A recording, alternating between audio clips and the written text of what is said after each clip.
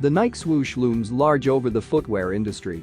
This uncontested giant of the field has built itself up through high-profile endorsements, sleek designs, and PR campaigns successful enough to etch its way into pop culture history. But the brand of LeBron James, Tiger Woods, and Michael Jordan didn't come from anywhere. To understand Nike, you have to understand a story that began with a self-described average track runner coming out of college and a coach obsessed with the connection between speed and design. How was Nike founded? The story of Nike begins with the story of Blue Ribbon Sports back in 1964. Around that time, Phil Knight had just gone through the University of Oregon, followed by a stint at Stanford for his MBA, leaving him with two crucial experiences that set the trajectory of his future. At the University of Oregon, he ran for the school's track and field team, putting him into contact with their coach, Bill Bowerman. Aside from an intensely competitive ethos, Bowerman displayed a fascination with optimizing his runners' shoes, constantly tinkering with different models after learning from a local cobbler. According to Nike, Knight was the first student to try one of Bowerman's shoes. Seeing him as a safely unimportant runner to test his shoes on, Bowerman offered to take one of his shoes and fix them up with his custom design. Knight accepted the offer and, supposedly, the shoes worked so well that his teammate Otis Davis took them and ended up using them to win gold in the 400-meter dash in the 1960 Olympics. Otis Davis insists to this day that Bowerman made the shoes for him. After the University of Oregon, Knight went through Stanford's MBA program, during which he wrote a paper theorizing that the production of running shoes should move from its current center in Germany to Japan, where labor was cheaper. Knight got the chance to put this theory to the test with a trip to Japan shortly after his 1962 graduation. He struck a deal with a group of Japanese businessmen to export the country's popular Tiger shoes into the US. Coach Bowerman, who long believed that German shoes, though the best on the market, weren't anything too special to be replicated or even improved on, supported Knight's venture, entering into a 50-50 business deal for ownership of their new company, Blue Ribbon Sports, established in Eugene, Oregon, on January 25, 1964. After founding Blue Ribbon Sports, Knight tested the waters for his imported shoes, initially selling them out of his car when he came back to the States.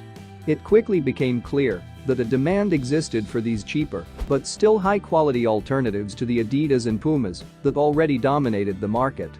In 1965, the ever-inventive Bowerman proposed a new shoe designed to the Tiger Shoe Company, one that sought to provide the right support for runners with a cushioned innersole, soft sponge rubber in the forefoot and top of the heel, hard sponge rubber in the middle of the heel, and a firm rubber outsole.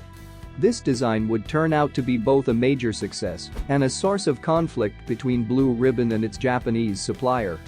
Dubbed the Tiger Cortez, the shoe dropped in 1967 and became an instant hit for its comfortable, sturdy, and stylish design. Around the time of its success, though, relations soured between Blue Ribbon and Tiger. Knight claims that the Japanese company was seeking a way out of its exclusivity deal with Blue Ribbon and sought to sink the company. Tiger claims to have discovered Blue Ribbon Sports selling their own version of the Tiger Cortez under a new line of shoes they called Nike. Either way, the two formally split in 1971 with a lawsuit from Tiger. A judge eventually settled that both companies could sell their own versions of the model, leading to the only sneaker to become a best-selling model for two different shoe companies as the Nike Cortez and the Tiger Corsair, now sold by Tiger's modern incarnation, a 6.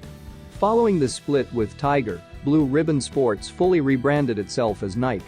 Phil Knight initially wanted to call the company Dimension 6, but Jeff Johnson, thankfully, got the inspiration for Nike after seeing the Greek goddess of victory's name in a dream. Before this though, the new brand needed its own logo. They reached out to a design student at the nearby Portland State University, Carolyn Davis, to provide sketches.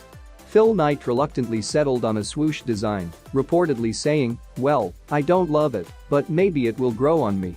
Davis charged $2 per hour and received a total of $35 for the logo. In 1983, Phil Knight, apparently having come around to the logo, held a party for Davidson and awarded her 500 shares of stock, speculated to be worth roughly $1 million today. After coming into existence proper on May 30, 1971, Nike Incorporated continued the success of Blue Ribbon Sports, helped first by the success of the Tiger Cortez and then by Bowerman's innovative waffle sole design. While thinking over breakfast on a way to give running shoes more traction, the coach saw the grooves in the waffle his wife made him and wondered what it would look inverted. Not one to pass on an idea, Bowerman poured melted urethane into his waffle iron. Unfortunately, he forgot to add any anti-stick agent onto the iron and it glued shut. But nevertheless, the idea had taken root, and with the help of another waffle iron and presumably a good spray, he designed his ideal sole, and the iconic waffle trainer was born. This shoe was a major success for Nike, the first of many to come as the company maintained a strong and steady growth through its early days, culminating in its 1980 IPO, which immediately made Phil Knight a millionaire with shares worth $178 million.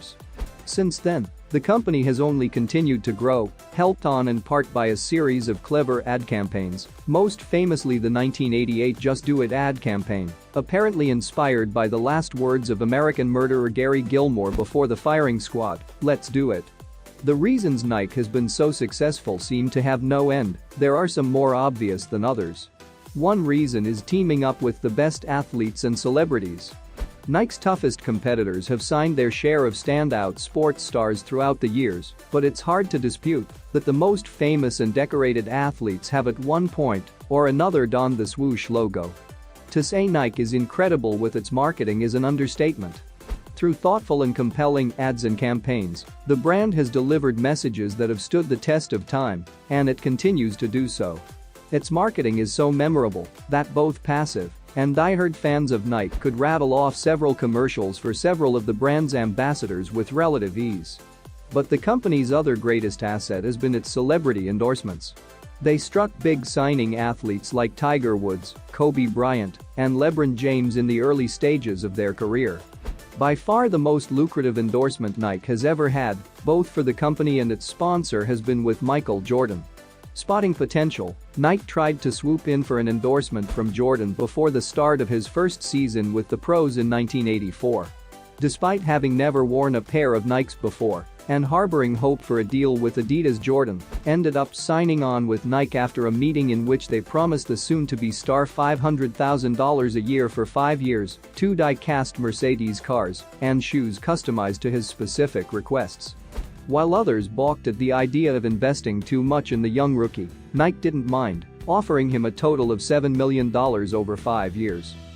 By comparison, up until that point, the previous highest contract was James Worthy's arrangement with New Balance, an 8-year deal worth $150,000 per year. Nike had well and truly placed their chips on the black and red uniform of Chicago's number 23.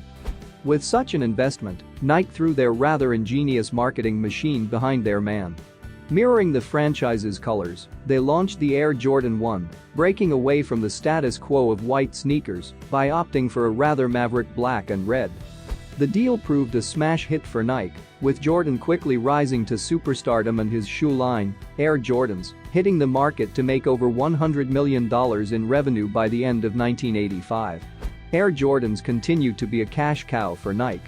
Despite some recent declines in sales, the brand still nets the company a staggering $2.8 billion in sales for 2018. Jordan continues to make roughly $100 million a year in Nike royalties alone. The lack of white on the shoe was not welcomed by then NBA Commissioner David Stern, who fined Jordan every time he played a game with them on. Nike was only too happy to pick up the fine of $5,000, using the notoriety of the punishment to their advantage, their advertising suggesting that the shoes gave you an unfair advantage and that whoever wore them had a certain edginess associated with outlaw activities. With that, the legend was born. And Michael Jordan has given the company more money than they ever imagined or even invested in him to begin with. Nike projected $3 million in sales of the Air Jordan in the first 4 years of the deal, but ended up selling $126 million of the shoes in the first year alone. It's safe to say Michael Jordan helped build Nike as a billion-dollar brand. Today the brand alone is valued at over $32 billion, making it the most valuable brand among sports businesses. They even signed an 8-year deal with the NBA to become the official uniform supplier for the league, beginning with the 2017-2018 season. The brand took over from Adidas, who provided the uniforms for the league since 2006. Unlike previous deals, Nike's logo appears on NBA jerseys, a first for the league. The only exception is Charlotte Hornets, owned by the one and only Michael Jordan, which instead uses the Jumpman logo associated with Jordan-related merchandise. It was the Nike and Michael Jordan moment that the world, divided by languages and culture, but increasingly globalized in trade, really woke up to sports' ability to unify, an ability that the internet and social media have only intensified to extraordinary levels. We hope you enjoyed this informative video. Don't forget to hit the like button and the bold red subscribe button to subscribe to our channel for more great videos like this one. Thanks so much for watching. See you next time.